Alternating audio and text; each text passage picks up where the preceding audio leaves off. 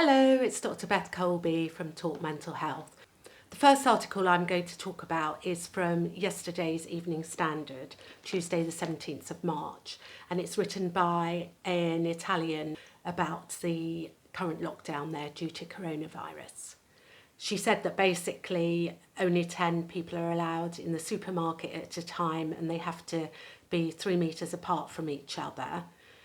And she also said that daily, the highlight of the day is the 6 p.m. sing-along when everyone throws open the shutters of their windows and sing the national anthem or another popular song, and that some people fly the Italian flag or signs that say everything will be all right.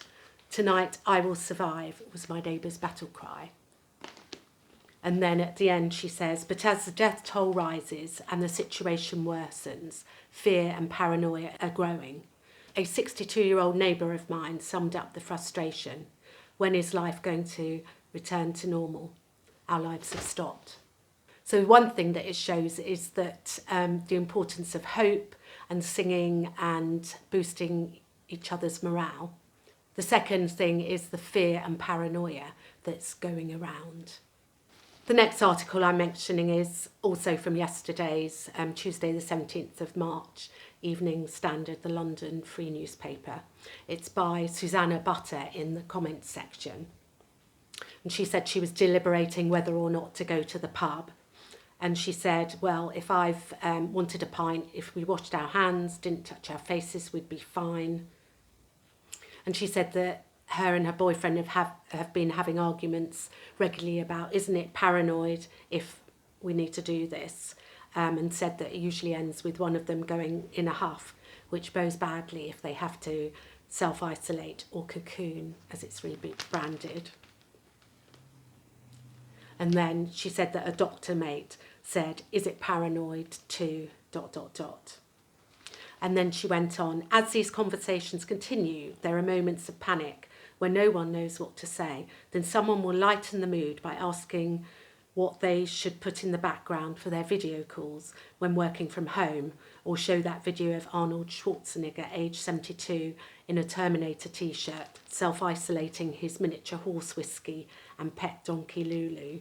So more talks about paranoia and also about panic. Now, I've done a talk on panic disorder and on what is a panic attack, and they're in my anxiety disorder section of Talk Mental Health if you'd like to look at them. And I've also got under that heading one on post-traumatic stress disorder, anxiety, and on generalised anxiety disorders. The third article is also from the Evening Standard on the 17th of March, and it says, daily violence and sharp rise in self-harm at youth prison.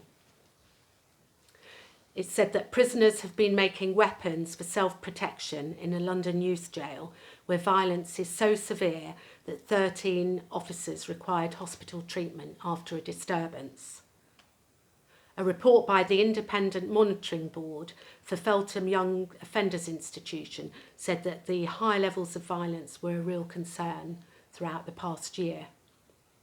It said that there were daily incidents occurring in Feltham A, the part of the jail that houses the 15 to 18-year-olds, and it includes assaults on staff and prisoners, and an increase in self-harm over the 2-month period.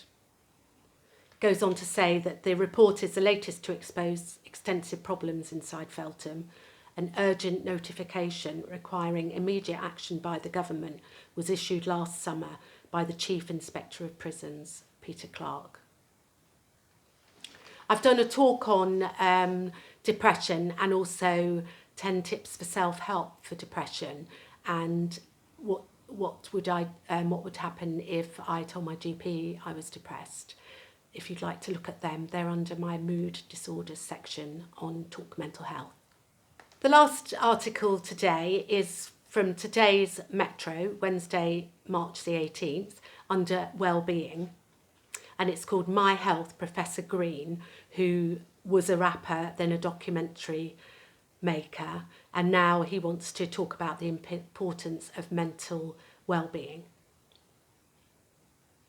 So the article says, Professor Green may have won awards for his music, but the rapper, also known as Stephen Manderson, has also made a name for himself as a mental health campaigner.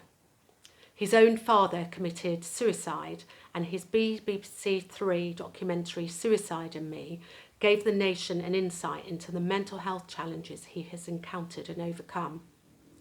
With 1 in 4 people in the UK struggling with their mental health in every given year, Professor Green has now become the first brand ambassador for My Online Therapy, the UK's first virtual psychology clinic. So he was asked why he was so interested in mental health, and he said his journey into mental health began when his dad took his own life when he was 24.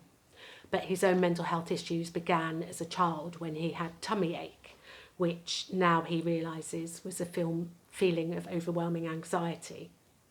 He said, it still affects me today. It's terribly sad to think that my dad died alone and feeling of no way out. It breaks my heart to think about somebody so gentle in life dying so violently.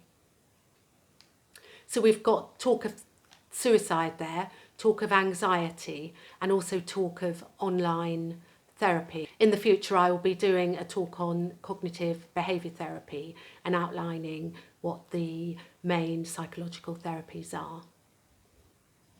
Okay, that's it for now. See you next week. Thank you for listening. Bye-bye.